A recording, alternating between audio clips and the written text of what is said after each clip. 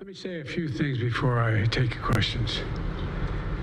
As you know, the special counsel released his findings today about their look into my handling of classified documents. I was pleased to see he reached a firm conclusion that no charges should be brought against me in this case. This was an exhaustive investigation going back more than 40 years, even into the 1970s when I was still a new United States Senator. The special counsel acknowledged I cooperated completely. I did not throw up any roadblocks. I sought no delays. In fact, I was so determined to give the special counsel what he needed, I went forward with a 5-hour in-person interview over 2 days on October the 8th and 9th of last year, even though Israel had just been attacked by Hamas on the 7th and I was very occupied. It was in the middle of handling an international crisis. I was especially pleased to see special counsel make clear the stark distinction and difference between this case and Mr. Trump's case. The special counsel wrote, and I quote, "Several material distinctions between Mr. Trump's case and Mr. Biden's are clear," continuing to quote, "Most notably, after given multiple chances to return classified documents to avoid prosecution, Mr. Trump allegedly did the opposite. According to the indictment, he not only refused to return the documents for many months, he also obstructed justice by enlisting others to destroy evidence and then to lie about it. In contrast," we went on to say, "Mr. Biden turned in classified documents to the National Archives and the Department of Justice, consented to the search of multiple locations, including his home, sat for a voluntary interview, and in other ways cooperated with the investigation," end of quote. I've seen the headlines since the report was released about my willful retention of documents. These assertions are not only misleading, they're just plain wrong. On page 215, if you had a chance, I know it's a thick document. On page 215, the report of the special counsel found the exact opposite. Here's what he wrote. "There is, in fact, a shortage of evidence that I willfully retained classified materials related to Afghanistan." On page 12, the special counsel also wrote, for another documents, "The decision to decline criminal charges was straightforward. The evidence suggests that Mr. Biden did not willfully retain these documents. The evidence said I did not willfully retain these documents. In addition, I know there's some attention paid to some language in the report about my recollection of events. There's even reference that I don't remember when my son died. How in the hell dare he raise that? Frankly, when I was asked the question, I thought to myself, it wasn't any of their damn business. Let me tell you something. Some of you have commented, I wear since the day he died, every single day, the rosary he got from Our Lady of... Every Memorial Day we hold a service remembering him, attended by friends and family and the people who loved him. I don't need anyone to remind me when he passed away or if he passed away. Simple truth is I sat for a 5-hour interview over 2 days of events going back 40 years. At the same time I was managing an international crisis, their task was to make a decision about whether to move forward with charges in this case. That was their decision to make. That's the counsel's decision to make. That's his job. And they decided not to move forward. For any extraneous commentary, they don't know what they're talking about. It has no place in this report. The bottom line is the matter is now closed. I'm going to continue what I've always focused on, my job of being President of the United States of America. Now, thank you, and I'll take some questions.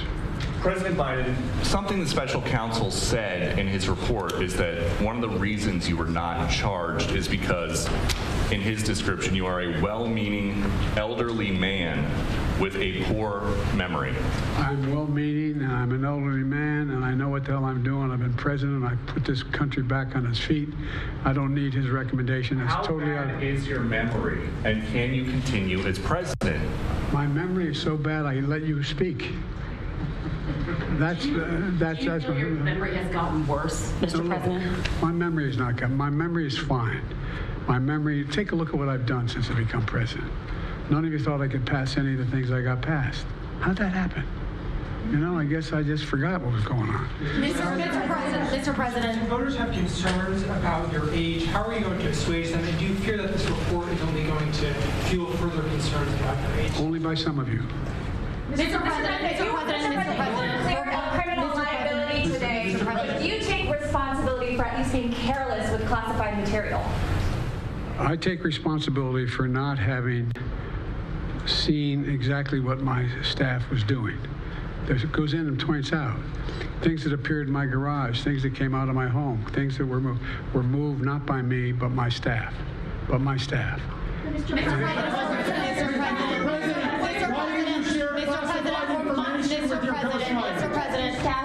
President, for months when you were asked about your age, you would respond with the words, "Watch me." Many American people have been watching, and they have expressed concerns about your age. That is your judgment. That is your judgment. That is not the judgment of the press. They expressed concerns about your mental acuity. They say that you are too old. Mr. President, in December, you told me that you believe there are many other Democrats who could defeat Donald Trump. So why does it have to be you now? What is your answer to that question? Because I'm the most qualified person in this country to be President of the United States and finish the job I started. Do you believe that? Why are you confusing the names of world leaders? Thank you, everyone. Thank you very much. I did not share classified information. I did not share it. With your ghostwriter? With my ghostwriter, I did not. Guarantee you did not. But the special counsel said it. Well, no, he did not say that. Okay. He did not say that. But Mr. President, Let me answer your question. The fact of the matter is, what I didn't want repeated, I didn't want him to know, and I didn't read it to him, was I had written a long memorandum to President Obama why we should not be in Afghanistan. And I was of multiple pages. And so what I was referring to, I said classified. I should have said it should be private because it was a contact between the president and the vice president as to what was going on. That's what it is referring to. It was not classified information in that document. That was not classified.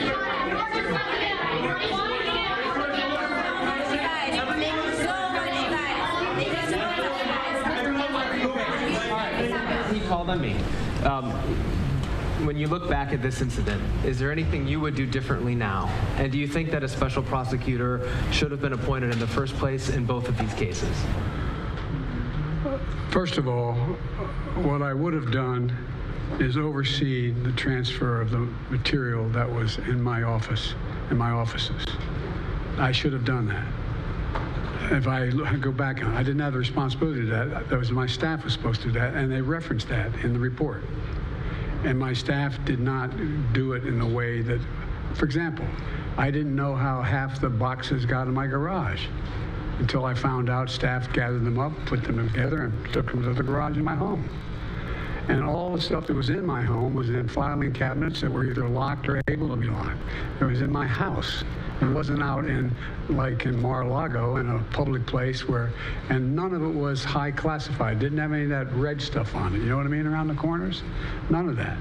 And so I wish I had paid more attention to how the documents were being moved and where. I thought they were being moved to the archives. I thought all of it was being moved. That's what I thought. Now, what was the last part of your question? Whether a special counsel should have been appointed in this case and in the case of your rival president, former president. I think a special counsel should have been appointed. And the reason I think a special counsel should have been appointed is because I did not want to be in a position that they looked at Trump and weren't going to look at me, just like they looked at the vice president. And the fact is they made a firm conclusion. I did not break the law, period. Thank you all very, very much.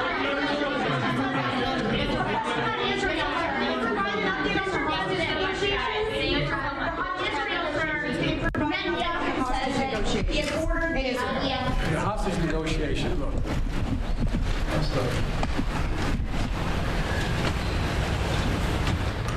I'm of the view, as you know, that the conduct of the response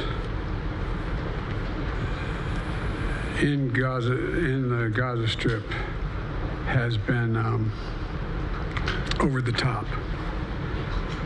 I think that, as you know, initially, the president of Mexico, Sisi, did not want to open up the gate to allow humanitarian material to get in. I talked to him. I convinced him to open the gate. I talked to Bibi to open the gate on the Israeli side. I've been pushing really hard to get humanitarian assistance into Gaza. There are a lot of innocent people who are starving, a lot of innocent people who are in trouble and dying, and it's got to stop, number one. Number two, I was also in a position that I'm the guy that made the case that we have to do much more to increase the amount of material going in, including fuel, including other items.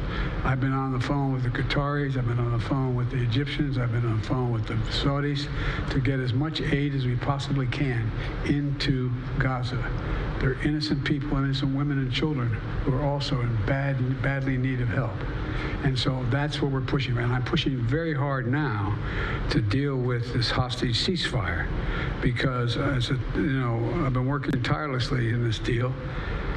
How can I say this without revealing it? To lead to a sustained pause in the fighting, in the actions taking place in the Gaza Strip.